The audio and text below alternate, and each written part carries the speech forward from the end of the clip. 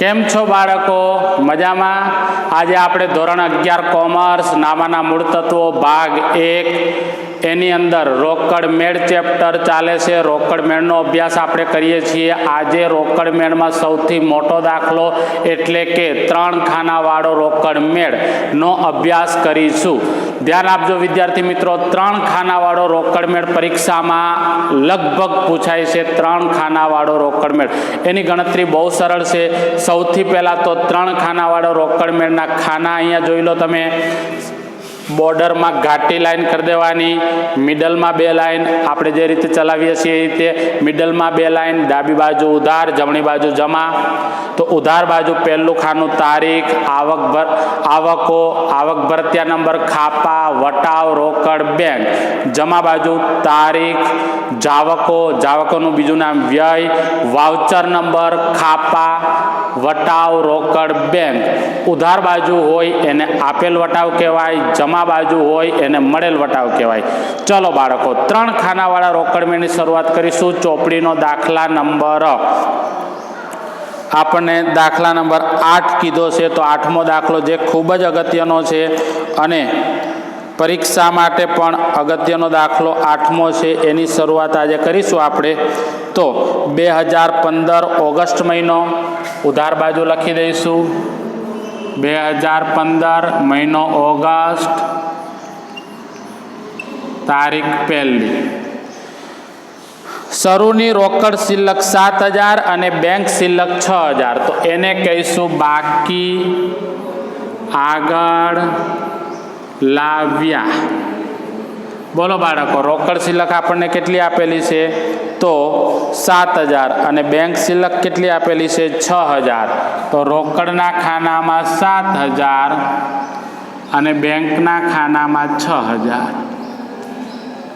અહીંથી દાખલાની શરૂઆત થઈ ગઈ આપણી. હવે જો પૈસા આવતા હોય તો ઉધાર, જતા હોય તો જમા. ફક્ત રોકડ સામે જોવાનું. રોકડ આવે તો ઉધાર, રોકડ જાય તો જમા. ધ્યાન આપીશું. 3જી તારીખ રોકડ ખરીદી.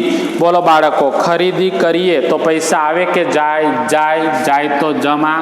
તારીખ 3 ખરીદ ખાતે. રોકડ ખરીદી છે તો રોકડના ખાનામાં લખીશું કેટલા રૂપિયા રોકડ ખરીદીના? 6000.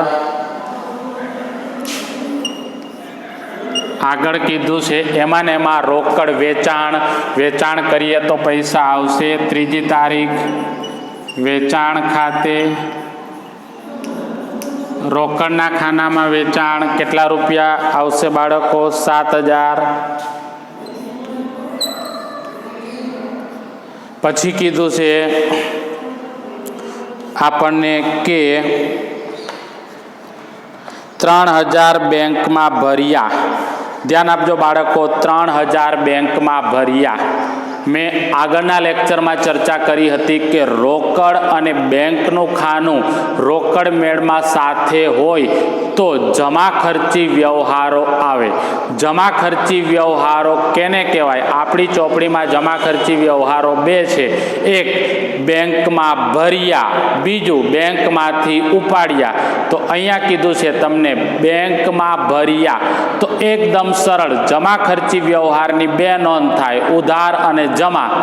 કઈ રીતે નોંધ કરવી એ ધ્યાન આપજો. ચલો બાળકો, ₹3000 બેંકમાં ભર્યા. તો ખાલી એટલું તમે વિચારો, બેંકમાં રૂપિયા ભર્યા તો બેંકમાં પૈસા વધે એટલે ઉધાર, ઘટે તો જમા. ખબર પડી? 3000 બેંકમાં ભર્યા તો બેંકમાં રૂપિયા વધી ગયા. કેટલા રૂપિયા વધી ગયા? 3000. આ બેંકમાં વધી ગયા એટલે મેં ઉધાર લખ્યું. હવે બેંકમાં રૂપિયા ભર્યા તો રોકડ શું થઈ ગઈ? ઘટી ગઈ એટલે મેં જમા કરી દીધું.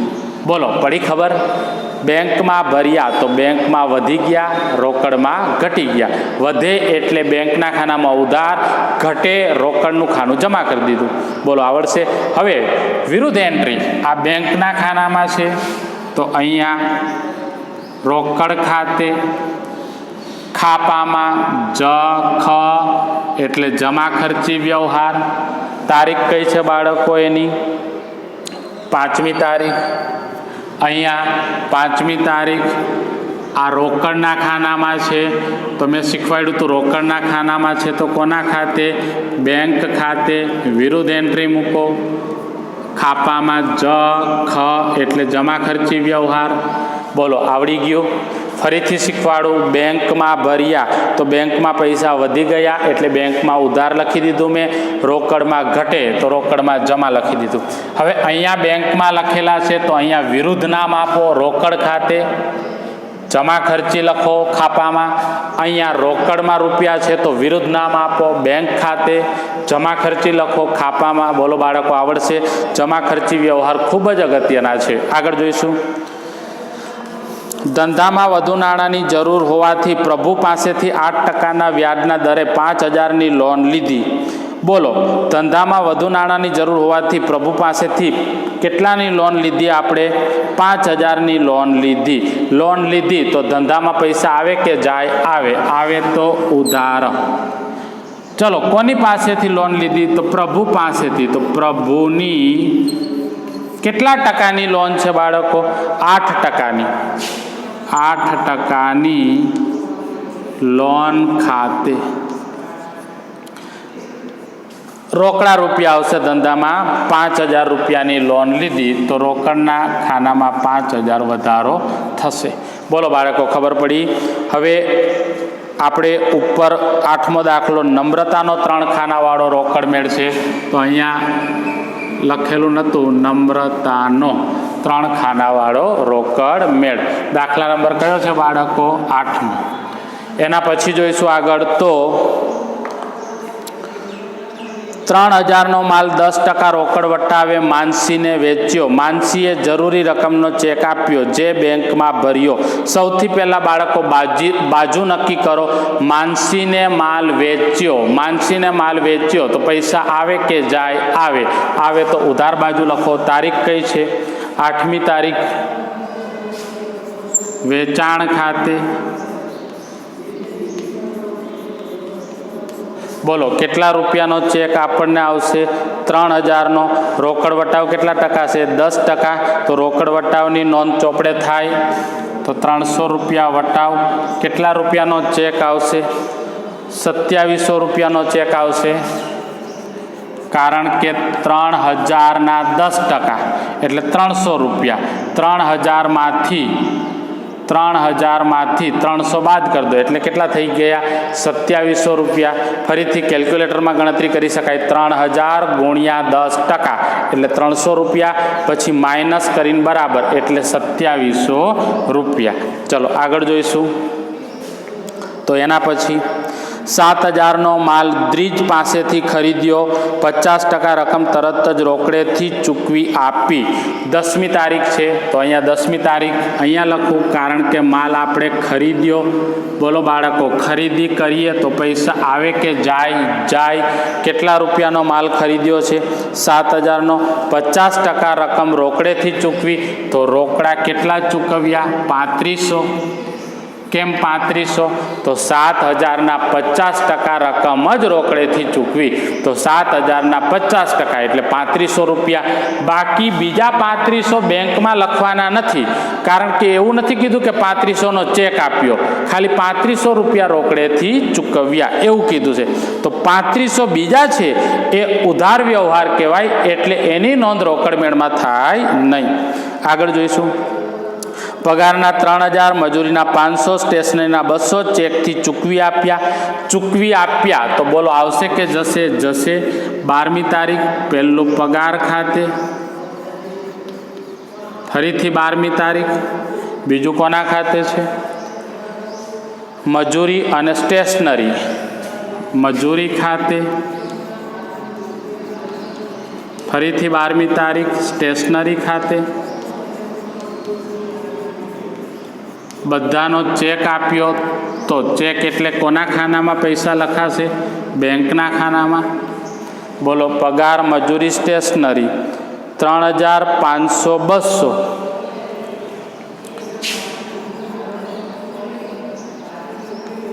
કેમ આપણે બેંકમાં લખ્યા?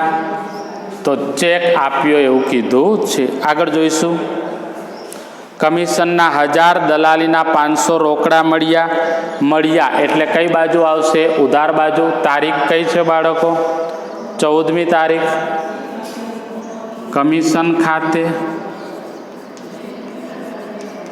અને ફરીથી 14મી તારીખ કોના ખાતે છે? દલાલી ખાતે.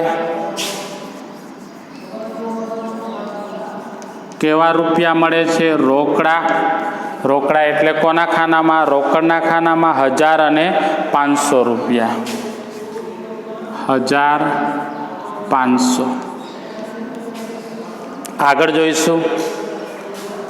બેંકે 100 સિલક પરના વ્યાજ પેટે નમ્રતાના ખાતામાં જમા કર્યા. તો આગળના લેક્ચરમાં મેં કીધું હતું કે બેંક વ્યાજ એ આપણી આવક કહેવાય. બેંક વ્યાજ આપણને બેંક ઘરે આપવા ના આવે, આપણા ખાતામાં જમા કરી દે. દાખલા તરીકે મારા 10,000 રૂપિયા બેંકમાં જમા હોય તો એનું વ્યાજ મને મળશે. એનું વ્યાજ મને 100 રૂપિયા મળવાનું હોય અથવા તો મળ્યું હોય તો મને એક ઘરે વ્યાજ આપવા ના આવે, મારા ખાતામાં જમા કરી દે. એટલે પહેલાં 10,000 હતા, હવે 100 રૂપિયા જમા કરી દીધા એટલે 10,000 ને 100 રૂપિયા થઈ જાય. આ રીતે તો વ્યાજ એ આપણી આવક કહેવાય. આવક હોવાથી ઉધાર લખાશે. તારીખ કઈ છે બાળકો? 16મી તારીખ. બેંક વ્યાજ ખાતે કેટલા રૂપિયા વ્યાજ મળવાનું છે આપણને? 100 રૂપિયા. તો 100 રૂપિયા શેમાં વધશે? બેંકમાં વધશે. આગળ જોઈશું. 2000 બેંકમાંથી વીજળી ખર્ચ ચૂકવવા ઉપાડ્યા. બોલો બાળકો, 2000 રૂપિયા ઉપાડ્યા. કયો વ્યવહાર થયો? જમા ખર્ચી. 2000 રૂપિયા બેંકમાંથી ઉપાડ્યા એટલે જમા ખર્ચી. બોલો, 2000 બેંકમાંથી ઉપાડ્યા તો બેંકમાં વધે કે ઘટે? ઘટે. બેંકમાં ઘટે, રોકડમાં વધે. ખબર પડે છે? 2000 રૂપિયા હું બેંકમાંથી ઉપાડું તો બેંકમાં પૈસા ઘટશે, મારા ખાતામાં રૂપિયા ઘટી જશે. જ્યારે મારા ખીચામાં રૂપિયા વધી જશે તો રોકડ વધશે. રોકડ વધે એટલે રોકડમાં ઉધાર કરી દો.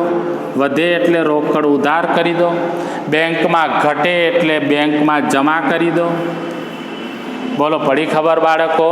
રોકડ વધે, બેંક ઘટે. હવે અહીંયા રોકડના ખાનામાં છે તો મેં આગળ તમને ભણાવેલું ખાપામાં જખ. રોકડના ખાનામાં છે તો કોના ખાતે લખી દો?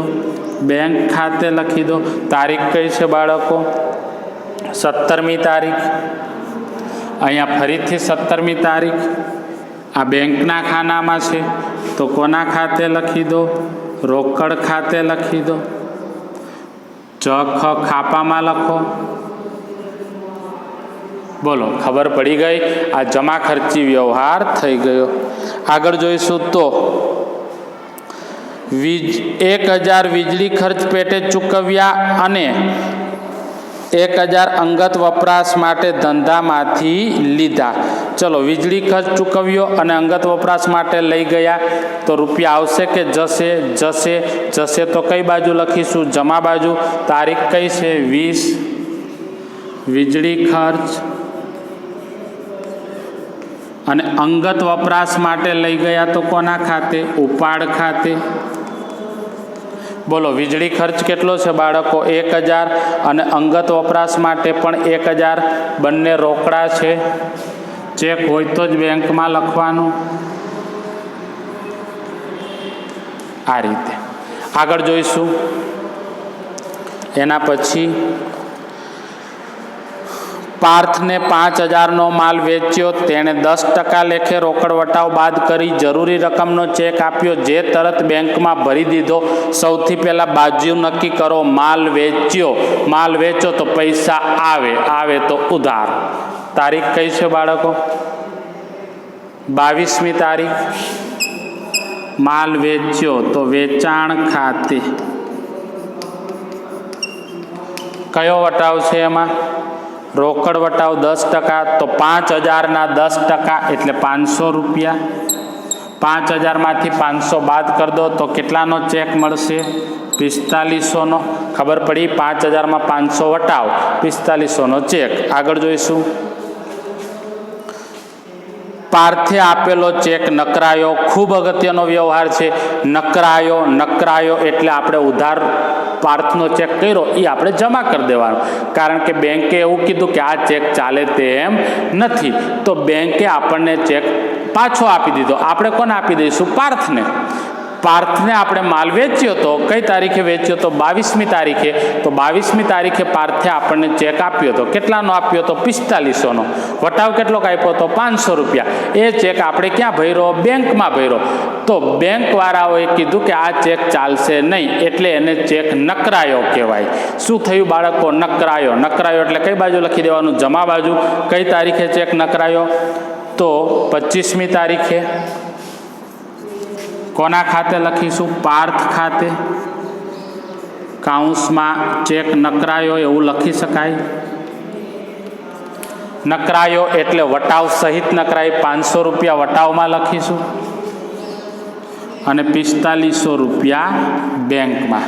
કારણ કે હવે આપણે ફરી પાર્થ પાસેથી 5000 રૂપિયા લેવાના રહેશે.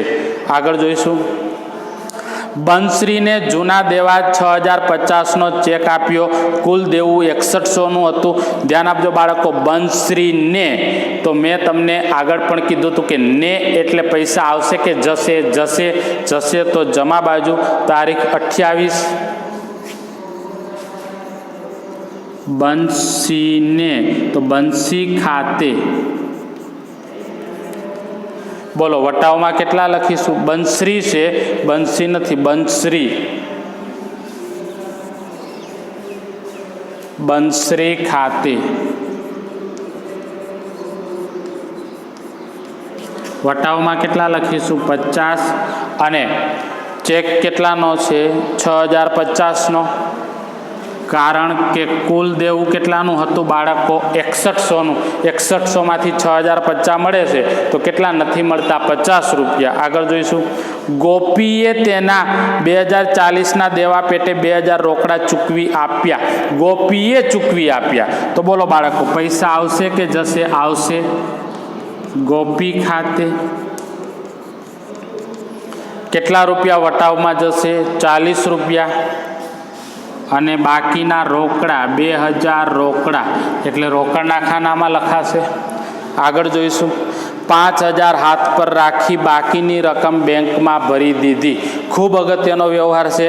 5000 રૂપિયા રોકડા આપણે રાખવાના છે. બાકી બધા વધે એ શેમાં ભરી દેવાના? બેંકમાં. તો ધ્યાન આપજો. સૌથી પહેલા રોકડનો સરવાળો કરીશું આ રીતે. કેટલા રૂપિયા રાખવાના છે? 5000. જોજો, વેપારી દિવસ દરમિયાન અથવા તો મહિનામાં ગમે એટલું કમાય, તો બધા જ રૂપિયા એના ખીચામાં લઈને ફરે અથવા તો એના ઘરમાં મૂકે એવું ના હોય.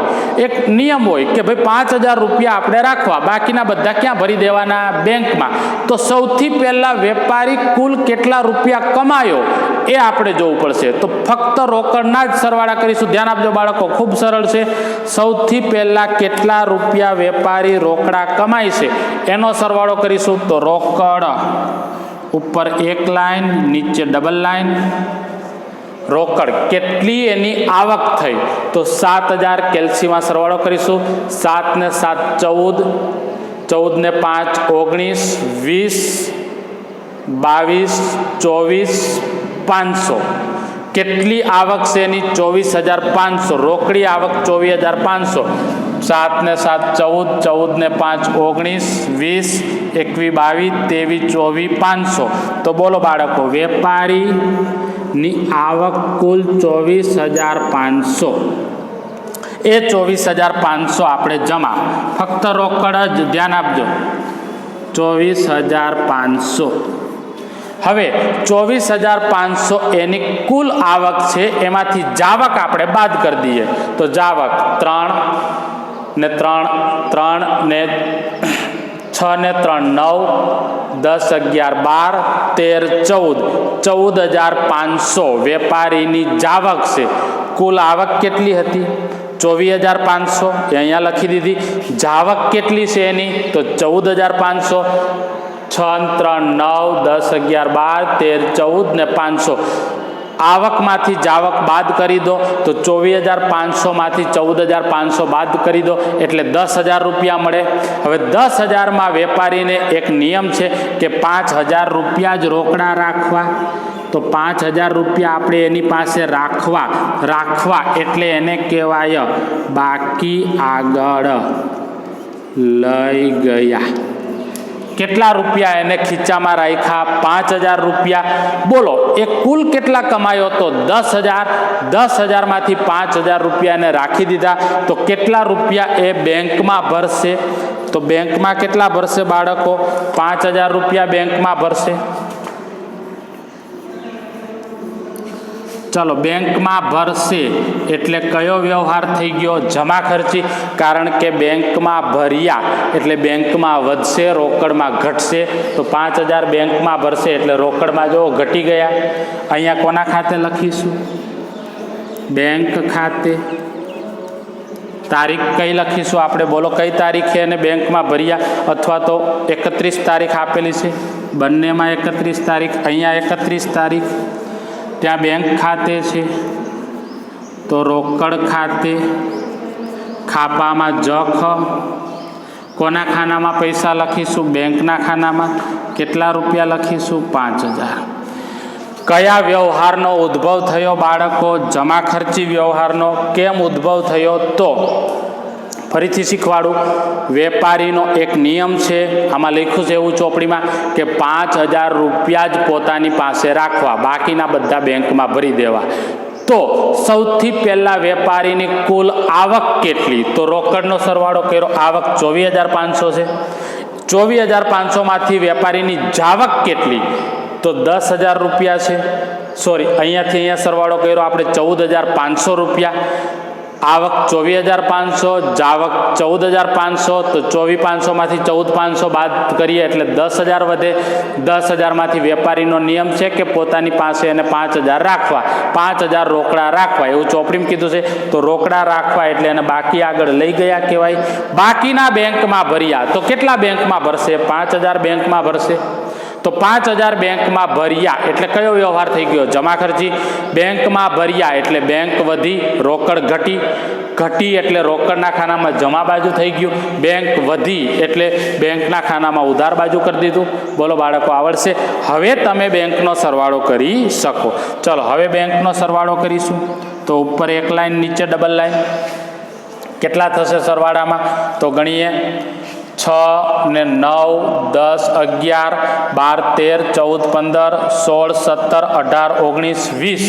20 ને 700, 20,000, 700, 800 અને 500 એટલે 7 ને 5, 12 ને 13, 21,300. જોજો ક્યાંય ભૂલ પડતી હોય તો કેલ્ક્યુલેટરનો ઉપયોગ કરી શકો છો. ફરી કરું હું. 6, 9, 10, 11, 12, 13, 14, 15, 16, 17, 18, 19, 20. 20,000, 700, 800 અને 500, 1300 એટલે 21,300. એ જમા બાજુ લખી દઉં. 21,300. હવે એમાંથી ઉપરનું માઇનસ કરી દઈએ. આપણે કેલ્ક્યુલેટરનો ઉપયોગ કરી શકીએ છીએ. 21,300માંથી 3,000, 500, 200, 2,000, 4,500, 6,050. બોલો બાળકો 5,050 એ બેંક શિલ્લક કહેવાય. કઈ શિલ્લક કહેવાય? બેંક શિલ્લક. 5,050 રૂપિયા. હવે બંને શિલ્લકો કઈ તારીખની છે? 31. કારણ કે કયો મહિનો? ઓગસ્ટ. ઓગસ્ટ મહિનાની છેલ્લી તારીખ 31. એ અહીંયા લઈ આવી દે. ઓગસ્ટ પછી કયો આવશે મહિનો? સપ્ટેમ્બર. કઈ તારીખ લખીશું? પહેલી. બાકી આગળ લાવ્યા. કેટલા રૂપિયા લઈ આવશું રોકડમાં? તો 5,000 અને 5,050. હવે વટાવનો સરવાળો. વટાવની કોઈ દિવસ બાકી નીકળે નહીં. બોલો બાળકો કુલ વટાવ. આપેલ વટાવ કેટલો? 300 ને 500, 840. જ્યારે કુલ મળેલ વટાવ કેટલો? તો 550. બોલો બાળકો, ખબર પડી ગઈ? આ 3 ખાનાવાળો આપણે રોકડ મેળ આજે ગણી લીધો. મળીશું આવતા લેક્ચરમાં. જય હિન્દ, જય ભારત.